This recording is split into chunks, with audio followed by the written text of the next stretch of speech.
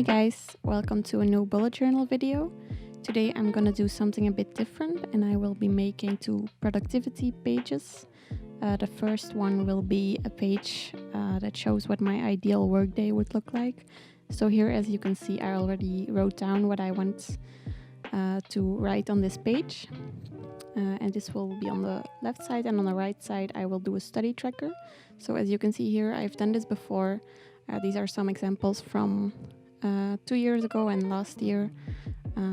So I had like a study tracker for each course I was following, and then here this is my study tracker from last semester. So I'm gonna do something similar on the right hand page, and I will start with my ideal day.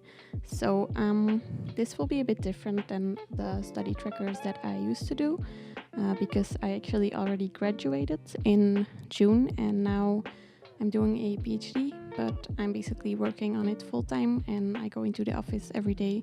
So I'm trying to incorporate that into what my day looks like. But I'm also taking one course in philosophy, so I will make a study tracker just for that one course. So as you can see here, I started writing the header and I wrote down all of the hours in the day that I will be awake. And I don't know if you noticed, but in the header I made a little mistake and I forgot the A, and then I added it in later, and now I think it looks a bit awkward, but I think I managed to make it work in the end.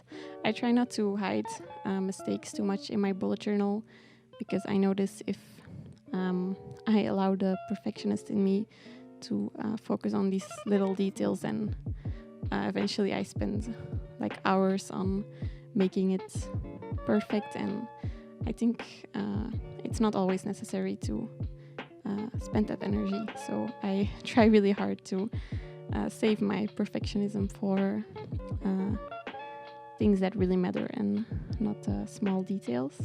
So as you can see here, I wrote down all the hours, and I kind of already split up the day. So I work each day 7 to 8 hours. So I wrote down which hours I would like to work. Usually I get into the office at 9 or 9:30, but I would like to try and get there a little earlier, because I've noticed I'm more productive in the morning. And I've also split up my workday into different segments. So I want to make it a habit to only check my emails and my correspondence at the end of, or right before lunch and at the end of the day, instead of checking it throughout the day, because I really noticed that it brings down my productivity. So I think that if I try to only check it 2 times a day on specific times, then I can spend the rest of the day uninterrupted by emails. And then usually after work I go to the supermarket and then I cook dinner with my boyfriend and we eat together. And after that I just have free time. But I've noticed that if I don't decide beforehand what I want to do in my free time, then I just end up watching YouTube videos or scrolling on Instagram for hours.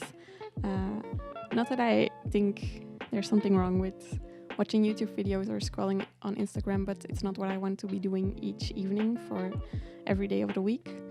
There's other things that I enjoy doing, like reading. I've also recently started a yoga class.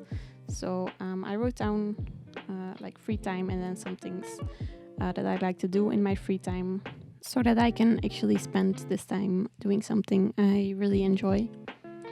And then after this kind of like more focused free time, I also wrote down, or will write down, because as you can see in the bottom left I forgot some hours, like I think it's 1 hour and a half for just relaxing and doing something like watching a series on Netflix, and then after that I go to sleep. So here I'm just figuring out what I want to put on this page as decoration. So as you can see, I left this gap at the top, but I'm filling it now with these illustrations of cute boats I got it from some paper bags. I went to a book fair recently and they gave these paper bags to put the books in, and I really liked the illustration that was on it, so I'm trying to incorporate it in my bullet journal. I really enjoy using things like tickets and flyers and things I get in real life and take these things and put them in my bullet journal so that when I look back I can see small memories of places I went to and things I enjoyed. So that's really nice to go back and do that. So now I'm finished with this ideal day page, and I will start with my study tracker. So the way I usually do this is I go through all of my study materials. Here I'm just getting some grid paper to write down the study tracker. Here you can see my study material. So I have some notes from the classes, and then I have a textbook or some notes that the professor wrote, and it's divided into chapters, and I put these sticky notes. And we also have texts from philosophers that we need to read that are also divided into the same chapters. So for each type of course material, I will have one line on the grid, and then the amount of boxes on the line kind of equals the amount of things I need to do with that material. So for example, for the texts, there's 9 chapters, so I have 9 boxes. And then for the notes, there's 13 classes, so I have 13 sets of notes, like one for each class. So I just cut this out from some grid paper because my bullet journal does not have dots or grids or anything, it's just blank. And I kind of like the accent that the grid paper gives. I've thought about switching to a real bullet journal, so one with a dotted grid. But I really like the creativity that having a completely blank page allows you. I'm not quite sure what I will do in my next bullet journal. So let me know in the comments what you prefer. Do you use a blank notebook, or do you use one with dots or one with a grid? And do you like it? Do you want to switch to something else? I really wonder if I would enjoy having a more structured bullet journal, because I do think it would make some things easier. Like for example, my habit tracker, I always write it down on a separate piece of grid paper, kind of like I'm doing here with the study tracker. And it takes some time to do it, but I also really like how it looks, so I'm not sure. We'll see. I still have quite a lot of pages left in this one. I think I'm halfway through it right now, and I started it in January of this year. I might do a 2019 bullet journal flip through. If you're interested in it, let me know, and then maybe I will make one. So here I'm just adding some decoration to the page. So I have another piece of paper from the paper bags from the book fair with the nice illustration of these little boats. And then I also have this tag that I got with a piece of clothing I ordered online.